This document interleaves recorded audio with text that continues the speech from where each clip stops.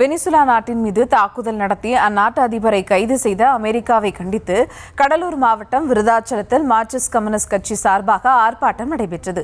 அமெரிக்க அதிபர் டிரம்பின் உருவ பொம்மையை எரிக்கும் முயற்சியை தடுத்து போலீசார் தடுத்து நிறுத்திய போது தள்ளுமுள்ளு ஏற்பட்டது. மேலும் விவரங்களோடு இணைகிறார் செய்தியாளர் பிரகாஷ். வணக்கம் பிரகாஷ், விவரங்கள். வணக்கம். வெனிசுலா மீது தாக்குதல் நடத்திய அந்நாட்டு அதிபர் நிக்கோலஸ் மதுரோவை அமெரிக்கா சிறைபிடித்துள்ளதை கண்டித்து கடலூர் மாவட்டம் விருத்தாச்சலத்தில் மார்க்சிஸ்ட் கம்யூனிஸ்ட் கட்சி சார்பாக கண்டன ஆர்ப்பாட்டம் நடத்தப்பட்டது.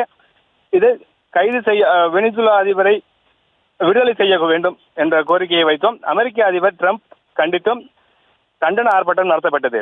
அப்போது டிரம்ப் உருவ பொம்மையை எரித்து ஆர்ப்பாட்டம் செய்ய முயன்ற போது அங்கு பாதுகாப்பு பணியில் இருந்த காவல்துறையினர் டிரம்ப் உருவ பொம்மையை எரிக்க விடாமல் தடுத்தனர். அப்போது காவல்துறையினருக்கும் கம்யூனிஸ்ட் கட்சியினருக்கும் இடையே தள்ளுமுள்ளு ஏற்பட்டது. இதனால் விருதாச்சலம் பாலக்கரை பகுதியில் பரபரப்புடன் காணப்பட்டது.